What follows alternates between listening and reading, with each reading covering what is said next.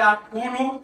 तो उसने कहा मैं अशोक हूँ। कल अशोक किसका लड़का है? क्या मैं अपनी माता का लड़का हूँ, माता से मिलवा। तो वह जो राज मुद्रिका थी उसने देखी कि उसने सारी कहानी बता दी सारी। उस समय राज्य की स्थिति इतनी खराब थी कि उसको डायरेक्ट प्रवेश नहीं कराते थे, तो अशोक को बनाया जो जहां घोड़े रहते ना स्तबक, इसका एक सेवक, और जो इसकी रानी थी वह बिंदुसार की एक रानी की दासी बनी। समझ में आया? उसके बाद जो है खेल चलता रहा और अशोक जो है 269 ईसा पूर्व जो है वो गद्दी पर बैठता है। अब गद्दी पर क्या बैठता? इससे पहले क्या होता है? 273 ईसा पूर्व, 273 ईसा पूर्व जो है इसको युवराज घोषित कर दिया जाता है। इन 4 साल में जो है ये क्या करता है? अपने 99 भाइयों की हत्या करके गद्दी पर बैठ जाता है। इतिहास कहता है कि इसने 99 भाइयों की हत्या की है। अब हत्या किस परिस्थिति वश की है वो एक अलग परिस्थिति बन जाती थी उस राज्य में, तो उसने जो है इनकी हत्या करके गद्दी पर बैठ जाता है। पिता बिंदुसार और माता इसकी सुभद्रांगी थी। एक सवाल आता है कि इसकी माता का नाम सुभद्रांगी तो किस पुस्तक में है? तो दिव्य वरदान पुस्तक है, उसमें जो है वर्णन है इसकी माता का नाम जो है सुभद्रांगी था।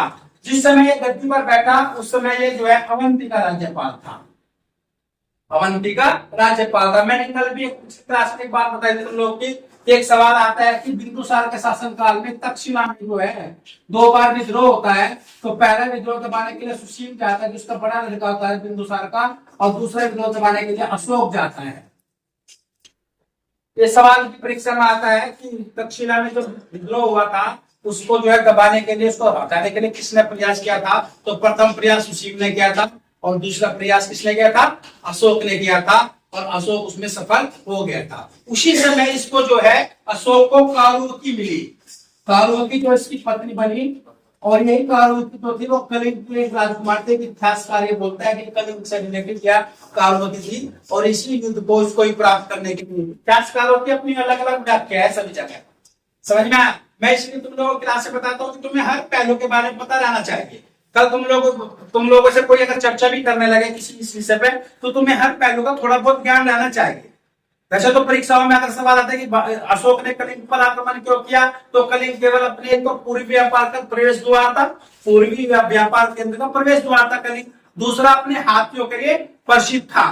तो तीसरा जो है 2 कारण आते हैं परीक्षाओं में हमेशा। तीसरा जो है रानी कार्बेकी जो थी वो कलिंग की राजकुमारी थी, उसको पाने के लिए भी कलिंग पर आक्रमण किया था, कुछ इतिहासकार ये भी कहते हैं। समझ में आया? उसके बाद एक सवाल आता है कि किन अभिलेखों में अशोक का नाम अशोक मिलता है? हमेशा हम लोग 2 अभिलेख पढ़ते हैं, मास्की और गुर्जर। इन 2 अभिलेखों में जो अशोक का नाम जो है अशोक मिलता है, लेकिन ये 2 साउथ क्या है, नेतूर और उद्गोलम। इन चारों अभिलेखों में जो है अशोक का नाम क्या मिलता है? अशोक मिलता है। उसके बाद अभिलेख लिखने की प्रवृत्ति अशोक ने शुरू की, और अशोक ने यह प्रथा कहां से सीखी? डेरियस प्रथम से। डेरियस प्रथम एक राजा था ईरान का, किससे इसने जो है इस लेख लिखने की प्रवृत्ति सीखी? डेरियस प्रथम से। और इसके जो लेखों को 3 भाग बांटे, स्तंभ लेख, शिलालेख, गुहालेख। स्तंभ लेख जो होते साधारण भाषा में थंबली से बना दिए जाते हैं, उस पर जो है लेख को खुलवा दिया जाता है। शिलालेख पत्थर लेकर उस पत्थर पर लिखना, और गुहालेख गुफाओं में लिखना। यह प्रवृत्ति किसने शुरू की थी? अशोक ने की थी। इन्हीं लेखों के आधार पर जो इतिहास लिखा है वो लिखा है किसने? डॉक्टर आर भंडारकर ने। एक सवाल आता है पेपर में कि अशोक के अभिलेखों के आधार पर इतिहास लिखने वाला इतिहासकार कौन था? Doctor R Bhandarkar. और अभिलेखों का अध्ययन एपिग्राफी के अंतर्गत किया जाता है, सभी को पता भी है, पढ़ भी रखा तुम लोगों ने। उसके बाद मौर्य प्रांत जो है 5 भागों में बांटा हुआ था। उत्तरापद की राजधानी थी तक्षशिला। तक्षशिला जाना जाता था अपने विश्वविद्यालय के लिए।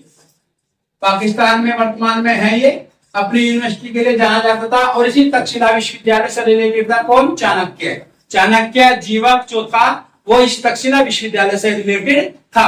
चंद्रगुप्त मौर्य ने भी अपनी शिक्षा कहां से प्राप्त की थी? तक्षशिला से प्राप्त की थी। अगर पूछा जाए कि विश्व का पहला विश्वविद्यालय तो तक्षशिला, और भारत का पहला विश्वविद्यालय तो नालंदा, क्योंकि तक्षशिला पाकिस्तान के अंदर चला गया है। दक्षिण पड़ता स्वर्णगिरी कर्नाटक में पड़ता है।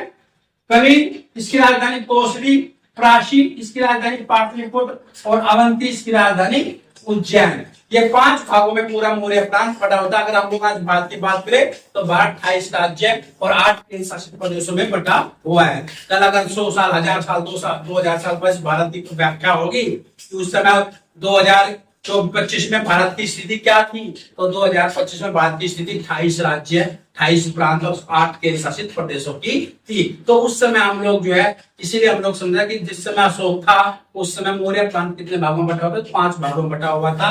उत्तरापद, दक्षिणापद, कलिंग, काशी और अवंती। इनकी राजधानी परीक्षाओं में आती है।